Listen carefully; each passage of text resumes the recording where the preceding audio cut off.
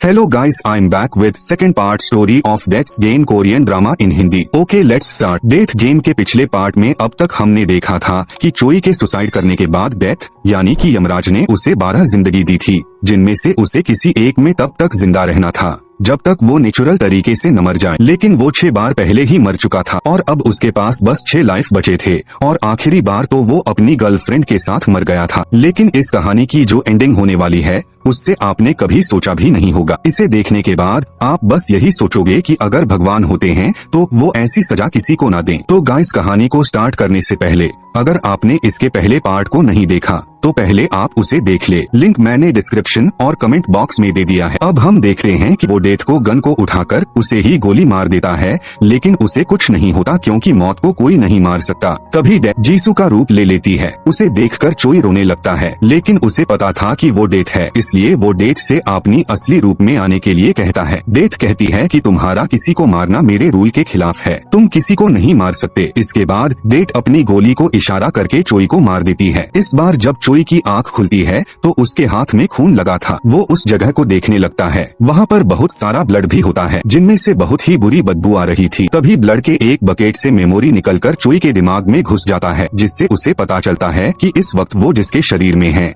उसका नाम जोंग है, जो कि एक आर्टिस्ट था। लेकिन जब उसने एक आदमी की मौत से इंस्पायर्ड होकर एक पेंटिंग बनाई तो उसका वो पेंटिंग बहुत ही महंगे दामों में बिका, जिसके बाद उसने लोगों को मारकर उनके खून से पेंटिंग बनाना शुरू कर दिया। जियोंग ने 15 से ज्यादा लोगों को तड़पाकर मार दिया था और उसने उनके खून से पेंटिंग बनाकर बहुत सारे पैसे कमाए थे। जियोंग की पेंटिंग मिलियंस में बिकती थी। चोई को जब उसके बारे में पता चलता है तो वो बहुत ही ज्यादा घबरा जाता है, उसे उल्टियाँ होने लगती है। फिर वो जियो के एक पेंटिंग टूल से एक नुकीली छुरी को निकालकर ये डिसाइड करता है कि वो इस मॉन्स्टर के जरिए उस मॉन्स्टर को मारेगा जिसने उसकी गर्लफ्रेंड को मारा था। इसके बाद चोई उस जगह पर जाता है जहाँ पर पार्क ने उसे और जीसू को मारा था। उसे याद आता है कि जब वो मर रहा था तो पार्क ने जीसू का फेवरेट पेन गटर में फेंक दिया था, जो उस पेन को निकाल लेता है। तभी चोई को ये भी याद आता है कि जब वो मर रहा था तो पार्क अपने असिस्टेंट से कहता है कि अगर डैड को पता चला कि मैं ड्रग्स लेकर गाड़ी चला रहा था तो वो मुझे सीईओ के पोजीशन से निकाल देंगे, इसलिए वो यह इल्जाम अपने ऊपर ले लें। कहता है कि इसके बदले वो उसे ढेर सारे पैसे देगा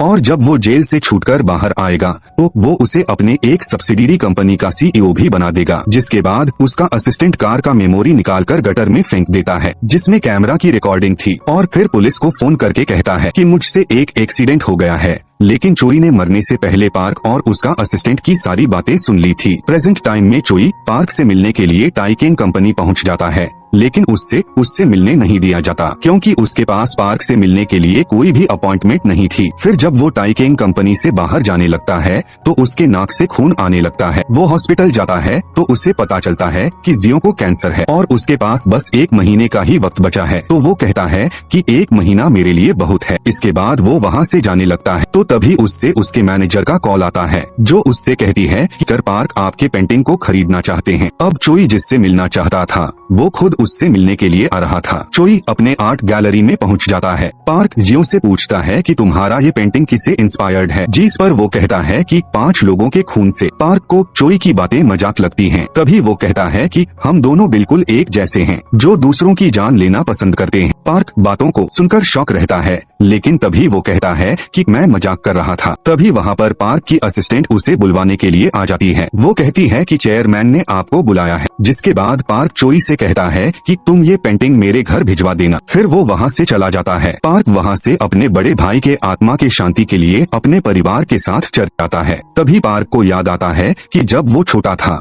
तब उसने अपने घर में काम करने वाली एक औरत के बच्चे को मारने की कोशिश की थी, क्योंकि वो बहुत रोता था। उसे ऐसा करते हुए उसके बड़े भाई ने देख लिया था और उसने अपने डैड को बता दिया, जिस वजह से उसके डैड ने उसके बजाय उसके बड़े भाई को कंपनी का सीईओ बनाया। लेकिन अब जब उसका बड़ा भाई उस प्लेन हादसे में मर गया था तो उसके डैड को टेकेंगे कंपनी का सीईओ पार्क को बनाना पड़ा। चर्च से निकलते वक्त पार्क ड्रग लेकर अपनी गाड़ी बहुत ही तेज भगाने लगता है, जिससे कि 2 पुलिस वाले उसके पीछे पड़ जाते हैं। और जब वो अपनी कार रोकता है तो वो नाम का एक डिटेक्टिव पार्क से नसें नापने के मशीन में फूंक मारने को कहता है और उससे उसका आईडी भी दिखाने को कहता है। फिर वो उस ओवर स्पीडिंग का चालान थमा देता है। तभी डिटेक्टिव वो को शक हो जाता है कि पार्क ने ड्रग्स ले रखा है, इसलिए वो उसे कार से खींचकर बाहर निकालता है। लेकिन इससे पार्क बहुत गुस्सा हो जाता है और डायरेक्ट कमिश्नर को फोन लगाकर कहता है कि तुम्हारा एक ऑफिसर जिसका नाम वो है, वो मेरे साथ बदतमीजी कर रहा है, जरा उसे बताओ कि मैं कौन हूँ।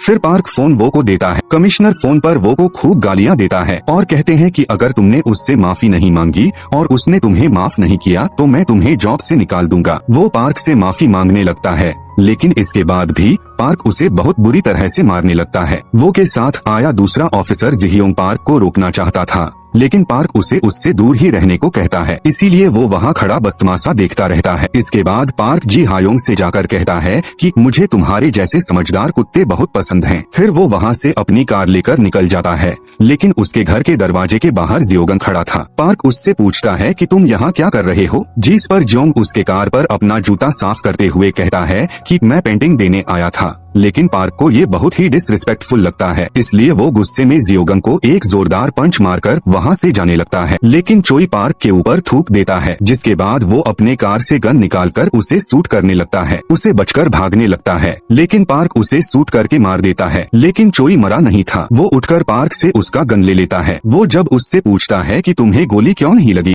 तो अपना बुलेट प्रूफ जैकेट दिखाता है। इसके बाद चोई पार्क को किडनैप करके जियोंग के लैब में लेकर पहुंच जाता है, जहां जियोंग लोगों को तड़पा के उसके खून से पेंटिंग बनाया करता था। चोई जियोंग की तरह पार्क को स्ट्रेचर पर लेटाकर टॉर्चर करने वाला था, लेकिन तभी कैंसर की वजह से वो खुद बेहोश हो जाता है। फिर जब चोई की नींद खुलती है तो वो खुद को स्ट्रेचर पर बंधा हुआ पाता है। तभी पार्क उससे कहता है कि तुमने उस पेंटिंग को 15 लोगों के खून से बनाया था और सही कहा था, तुमने हम दोनों बिल्कुल एक जैसे हैं। फिर पार्क उसे बताता है कि मैंने पहला मर्डर रोड पर एक एक्सीडेंट में किया था। ये वही आदमी था जिसे बचाने की कोशिश चोई ने की थी, जिसके वजह से चोई अपने इंटरव्यू पर कंसंट्रेट नहीं कर पाया था। पार्क यह बताता है कि उसे उस आदमी को मारकर बहुत मजा आया था। इसके बाद पार्क चेन सॉ से जियो के पैर को काट देता है। चोई बहुत चिल्लाता है, एक बार फिर से मरकर डेथ के पास पहुंच जाता है। अब चोई के पास सिर्फ 4 ही लाइफ बची थी। कहती है कि तुमने जलने का मजा चखा, गिरने का मजा चखा, चाकू का मजा चखा, कुचलने का मजा चखा, अब बताओ क्या अभी भी तुम्हें मौत से ज्यादा जिंदगी तकलीफ देती है। चोई हंसने लगता है, जिससे कि डेथ समझ जाती है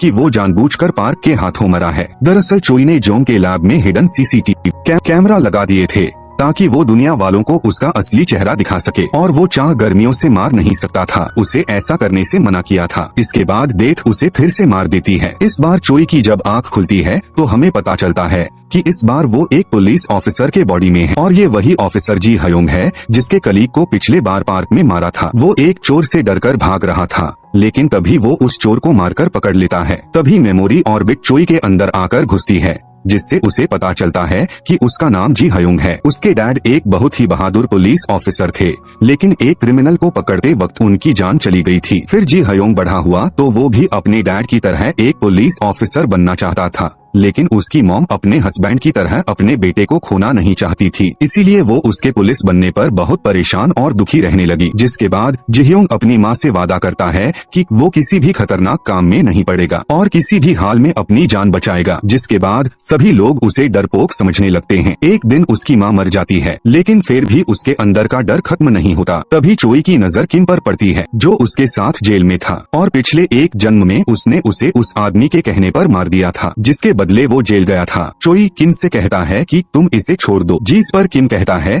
कि तुम यहाँ से चले जाओ, नहीं तो मैं तुम्हें जान से मार दूंगा। चोई कहता है कि तुम ऐसा पहले भी कर चुके हो। इसके बाद वो बड़े ही स्टाइलिश तरीके से उसे पकड़ लेता है और वहाँ खड़े लोग उसका वीडियो बनाकर इंटरनेट पर डाल देते हैं। जी होंग के सीनियर और बाकी के ऑफिसर जब उसका ये वीडियो देखते हैं तो उन्हें अपनी आंखों पर यकीन नहीं होता है। इधर जी होंग वो को लेकर जियोंग के घर पहुँच जाता है और वहाँ से जाकर सीसीटीवी फुटेज एक पेन ड्राइव में ट्रांसफर कर लेता है। वो वहाँ का खूनी माहौल देखकर अपने सीनियर ऑफिसर और बाकी के फॉरेंसिक टीम को वहाँ बुला लेता है। फॉरेंसिक टीम वहाँ आकर एविडेंस कलेक्ट करना शुरू करती है। उन्होंने एक बहुत बड़े किलर का पता लगा लिया था। जिह्योंग के सीनियर को यकीन नहीं होता कि वो जिह्योंग ही है। उसे लगता है कि उसके अंदर भूत घुस गया है, लेकिन फिर वो उसे गले लगाकर अप्रिशिएट करता है। तभी जोंग के घर के बाहर से पार्क गुजरने लगता है, जो उसकी गाड़ी रुकवाता है। पार्क उससे पहचान जाता है कि ये वही ऑफिसर है जिसके कलीग को उसने मारा था। जिह्योंग उसे कहता है कि आपने ये सुना ही होगा कि क्रिमिनल क्राइम करने के बाद क्राइम सीन पर लौटकर जरूर आते हैं। पार्क कहता है कि मैं कुछ समझा नहीं,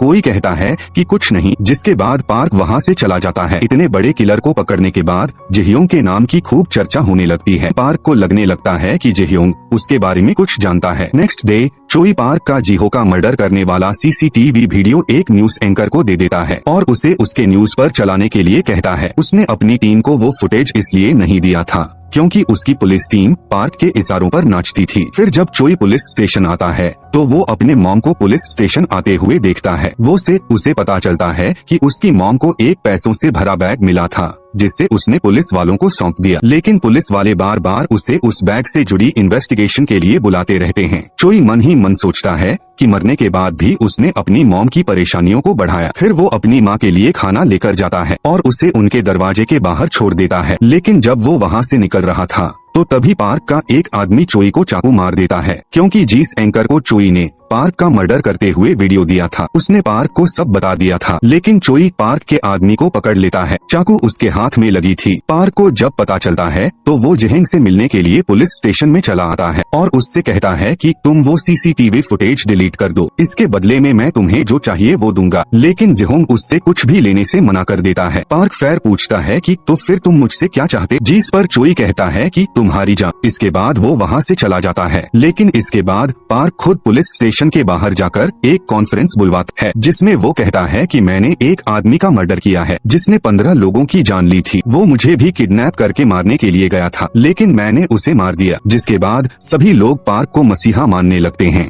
जिसने बड़े बहादुरी से एक सीरियल किलर को मार दिया था। ये खबर सुनकर चोई बहुत परेशान हो जाता है क्योंकि पार्क ने अपनी प्रॉब्लम को बहुत ही अच्छे से अपॉर्चुनिटी में बदल दिया था। वो आराम से छूट जाता है। इसके बाद पार्क अपने प्राइवेट जेट से एक बिजनेस मीटिंग के लिए कहीं जाने के लिए निकल जाता है, लेकिन तभी उसके प्लेन के इंजन में आग लग जाता है। फिर जब वो जाकर केबिन में देखता है तो वहाँ पर पायलट भी नहीं था। प्लेन में सिर्फ वही बचा था। वो प्लेन में पैरासूट ढूंढने लगता है, लेकिन उसे एक भी पैरासूट नहीं मिलता। तभी प्लेन में ब्लास्ट होने से वो नीचे गिर जाता है, लेकिन ब्लास्ट के बाद खुद किस्मती से पार्क के हाथ एक पैरासूट लग जाता है। फिर जैसे ही वो जमीन पर लैंड करता है एक कार आकर उसे ठोकती है। तभी हम चोई को देखते हैं। दरअसल प्लेन के इंजन में बॉम्ब रखवाना और पायलट का प्लेन से कूद जाना ये सब चोई के ही प्लान था। इसके बाद चोई पार्क का गला दबाकर उसे मारने लगता है। उसे मारते वक्त उसे जीसू की याद आ रही थी, लेकिन तभी आसमान से डेथ आ जाती है और चोई को ये नेक काम करने से रोक देती है। चोई उसे छोड़कर जाने लगता है, लेकिन जैसे ही पार्क के दोबारा से उठकर चोई पर हमला करता है उसका पैरासूट खुल जाता है और तभी एक ट्रक आकर उसे टक्कर मार देती है। अब हमें अगले दिन का सीन दिखाया जाता है जहां जिहोंग यानी कि चोई अभी तक जिंदा था और अब वो एक ईमानदार पुलिस वाले की तरह काम कर रहा था, लेकिन एक क्रिमिनल को पकड़ते वक्त वो और चोई दोनों के ऊपर गोली चला देता है। चोई सोचता है कि एक बार उसने पहले भी वो को पार्क से मार खाने के लिए छोड़ दिया था और वो परिवार वाला आदमी है, इसलिए इस बार वो उसे कुछ होने नहीं देगा। जिसके बाद चोई वो को बचाने के लिए उस क्रिमिनल को पकड़ लेता है, लेकिन इस बीच उसे बहुत सारी गोली लग चुकी थी, मगर किसी तरह वो को किसी तरह बचाने के लिए क्रिमिनल को लेकर बिल्डिंग से नीचे गिर जाता है। बिल्डिंग से गिरकर चोई की फिर से मौत हो जाती है और एक बार फिर से वो डेथ के पास पहुंच जाता है। अब उसके पास बस 3 लाइफ बचे थे, लेकिन इस बार चोई मरकर खुश था क्योंकि वो शहीद जो हुआ था। डेथ फिर से गोली मारती है। इस बार वो एक भिखारी के अंदर जिंदा होता है। तभी वो टीवी पर जिहायोंग की शहीद होने की खबर देखकर बहुत खुश होता है। लोग उसके मरने से बहुत दुखी थे, लेकिन तभी हम पार्क को देखते हैं जो उस एक्सीडेंट के बाद जिंदा बच गया था। उसने अपने दोनों टांग खो दिए थे। वो जिहोंग के मरने की खबर सुनकर बहुत खुश था। चोई जिहो के फ्यूनरल में जा रहा था, लेकिन तभी मेमोरी और करीब आते हुए दिखती है, लेकिन इस बार वो उससे बचना चाहता था क्योंकि वो सोचता है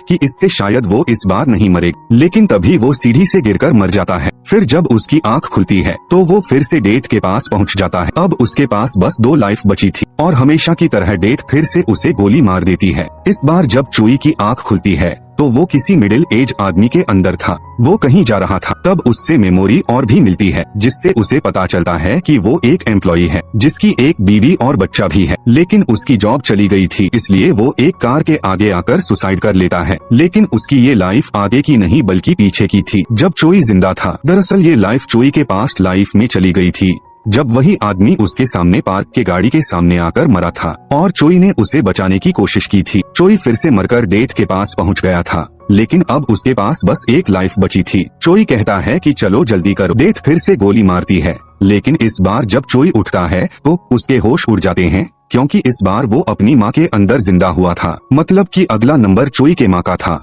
चोई बहुत परेशान हो जाता है। तभी मेमोरी और आकर चोई के अंदर घुसती है, जिस जोर से उसकी माँ की मेमोरी मिलती है, जहाँ उसे पता चलता है कि उसके डैड के मरने के बाद उसकी माँ ने उसे किस तरह दिन रात काम करके पाल पोस कर बड़ा किया। चोई बहुत रोता है और उसे अपने मरने पर बहुत अफसोस होता है। चोई कहता है कि खुद के मरने से ज्यादा तकलीफ अपनों के मरने से होता है। अब हम चोई को अपनी माँ को अपने पैर में दर्द की दवाई लगाते हुए देखते हैं। तभी उसे उसकी मॉम की सेविंग अकाउंट मिलती है, जिसमें चोई के घर खरीदने के लिए पैसे जमा कर रही थी। इसके बाद चोई हाइकिंग के लिए निकल जाता है। वो अपनी माँ को वो जगह दिखाना चाहता था जहाँ पर उसके डैड हाइकिंग के लिए आते थे। वहाँ का नजारा देखकर चोई की मॉम को बहुत अच्छा लगता है। तभी चोई अपनी माँ से माफी मांगता है कि वो उसे छोड़कर चला गया, लेकिन वो उसे देख और सुन नहीं सकती थी। वहाँ से वापस लौटते वक्त चोई की माँ गिर जाती है। चोई अपने माँ को मरने नहीं देता, वो उन्हें खींचकर सड़क पर लाता है। भले ही चोई जब चाहे अपनी माँ को पोजेस कर लेता था, लेकिन शरीर तो उसके माँ का ही था, जो कि अब बूढ़ा और कमजोर हो चुका था। अगले दिन जब चोई की आंख खोलती है